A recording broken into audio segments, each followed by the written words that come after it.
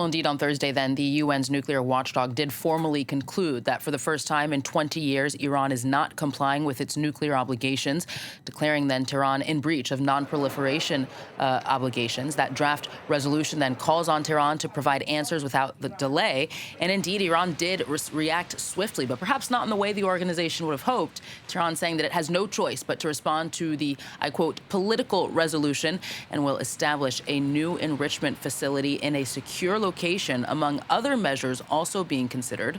For more on this, France 24's Angela Diffley joins me on set. Hi, Angela. So if we set Iran's reaction and the latest developments aside for a moment, what do you think we should read into this decision by the Trump administration to remove U.S. non-essential personnel from these areas? Yeah, I think it's important to underline that the IAEA, the International Atomic Energy Agency, as we just said, there is expressing real concern over this. These bilateral talks between the US and Iran are not really going anywhere at the moment. Now, it's unclear whether this decision by Trump to recall US non-military personnel or non-essential personnel from embassies is sending a message, exerting pressure on Iran, saying something might happen very soon if you don't show a willingness to compromise, or whether it is real. We know that Trump spoke on Monday to Netanyahu. That conversation was described as tense. And the Israelis feel that this is the best opportunity they have had in many years to strike Iran.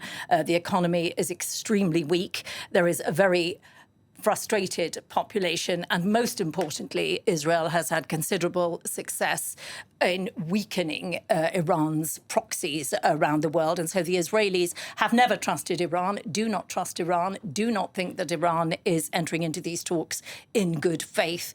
And so, we don't know how real the possibility is that they will strike one of Iran's nuclear facilities.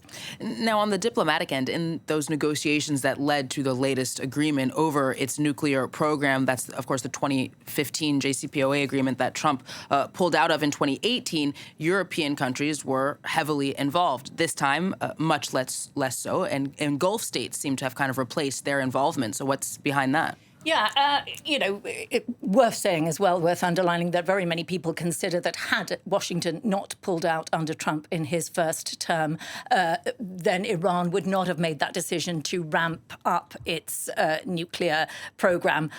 Debatable, but that is a very clear line of thought.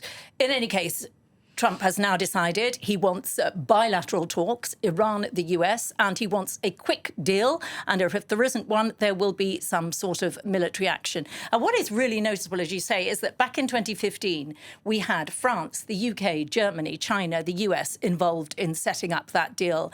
This time, it is all about the Gulf states. And what has really changed since then is that Saudi Arabia, which was traditionally the counterweight to Iran in that region, Saudi Arabia, a key massive economy and the key Sunni power in the region, Iran, a Shiite power. They have traditionally been enemies. Back in 2023, the relationship thawed slightly. They now have re-established diplomatic relations. Saudi Arabia is very much talking to Donald Trump.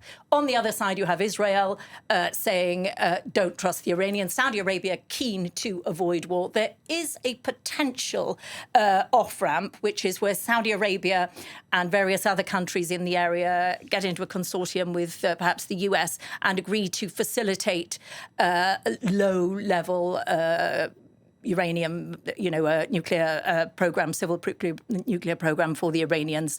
That might be some sort of compromise.